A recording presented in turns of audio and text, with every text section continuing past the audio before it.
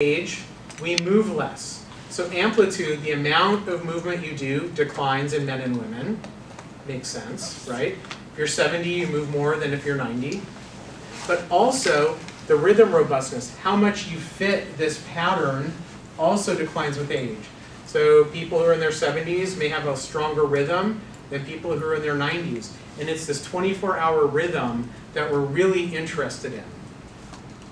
And so if we follow people who have strong rhythms when they're in their 60s and 70s, and weak rhythms when they're at that age, and 5 years later, see what happens to them, it turns out that the people with the weakest rhythms die at a much higher rate than the people with the strongest rhythms. So we take our thousands of people and we divide them into what we call quartiles, so 25, 25, 25, 25%. This is an epidemiologic technology we use a lot. And it turns out that people at the lowest 25%, after 5 years, 25% of them have died compared to these other groups after 5 years who, almost 85% of them are still alive. So this weak rhythm is very predictive of how long you're going to live over the next 5 years. Not only that, but it turns out that when you're active is a really strong predictor on really important outcomes in our studies of aging. So in general, this is a study of several thousand women, and all the stuff's published, so I'm happy to share it with you. The majority of the women in our study, they woke up at 7 in the morning, they went to bed at 11, and they peaked in the middle. But we also defined, based on the distributions of our data set, that we had early and late groups. So we think usually about our relatives who are getting older, shifting earlier, right? They go to bed early, they wake up early, and it gets earlier and earlier. But there's also another group that gets later and later. They go to bed late, they wake up late, and that gets perpetuated with age. So we were comparing a late group who goes to bed at 9 in the morning. They wake up at 9 in the morning and go to bed after 1:30 in the morning, and an early group who wakes up at 6 in the morning and goes to bed at 10 at night. And we're trying to determine, are any of these groups at risk of important outcomes later in life? And so these are the times when they have their peak activity. Some are peaking in the middle of the afternoon, some are peaking late, some are peaking earlier. And it turns out that the people who are peaking later are at a significantly increased risk of dying of stroke and cancer and overall mortality. So it's these late people, there's something going on here that they not only die of all causes, but specifically stroke and cancer. So this is the part of the talk where I need to calm everybody down. All right?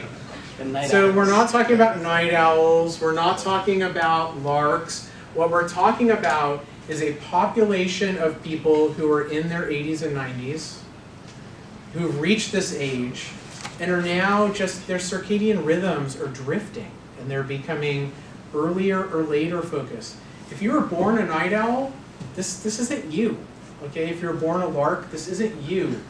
There are people who are naturally night people and people who are naturally day people. We're not talking about this here. We're talking about a general population of aging.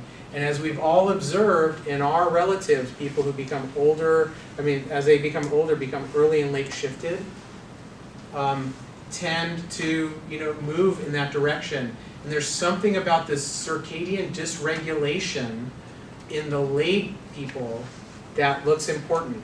And not only that, but after follow-up of 5 years, it turns out these late people are also significantly more likely, 80% higher increased risk of developing dementia or cognitive impairment over the next 5 years. And they were all cognitively healthy when we made these measurements. So a lot of these devices give you more information than just how much you move. And we've started to explore some other things like temperature. So we had this armband that collected temperature in all of our populations. And so I've started exploring that. And it turns out that even temperature rhythms are related to outcomes. So when your temperature peaks is related to depression and mortality as well. So this is another marker of circadian dysregulation. It's not just when you move, but what your body's temperature is doing over the day, because your temperature is also regulated in a circadian pattern. So everything I've talked about here is focused on the assumption that as we age, we go through this day-night pattern that looks like this. But that may not be very realistic. So working with another researcher at Stanford, we started to take our data and map it, not assuming an up-down rhythm like that, but mapping it without that assumption and determining, do the natural levels by themselves just form groups? So for instance, we did a principal components analysis. 88% of the variability in our data set was explained by a principal components analysis. So basically, we just take the data and we see what patterns there are.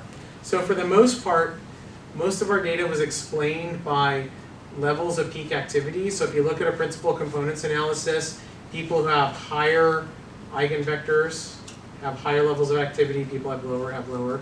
But what we start to see is that just naturally, we start to determine that people have earlier timing or later timing, or earlier timing or later timing. And what this is telling us, all these different patterns, is that we can't assume everybody, as they age, conforms to this strict up and down. Some of us have a peak, and then a lull, and then another peak. Or other people might have a lull, and then a peak later. So we're trying to understand the patterns of this activity that comes from all these different devices, because it may not be that we all fit the same pattern. And it's just that we need to understand, again, who we're talking about, when their timing of activity happens, because each one of these patterns predicts outcomes related to cognitive decline or even mortality. So these are just, think about your device. If you have patients, if you're looking at your results on your phone, it may not be just the number of steps you have. It may not be how much you move around during the day. It may be when you're doing these things. And if you're older, it may be a marker of what your underlying disease may be. And then finally, another new analysis we're doing is we're actually looking at light and activity levels together. So a lot of these devices now will collect light and measure your activity. So we do what's called a phasor analysis, and we look at how much light you have. That's called the circadian stimulus here. So this is the amount of light that's collected by your device. This here is the amount of activity you do. And so the better the correlation between your activity and the light levels, the stronger the phasor magnitude, and the less correlation, the weaker. And so this is a really early analysis that our group is doing. We just only looked at 100 men, but we're going to ramp it up to 1,000 next. And what's interesting is that those with the lowest magnitude, basically the biggest disconnect between when they're active and what the light levels were, had a lower cognitive function score on the 3MS, which is a global cognitive function score, and actually had a worse time to completing what's called the Trails B test, which is a time test of how long it takes you to do a task. Those with the highest correlation between when they're active and what their light levels are had much better global cognitive function scores and completed the test faster. So this means there's something about having a rhythm that incorporates both light and activity that results in healthier outcomes, at least in elderly patients. And that's probably really strong in younger people too.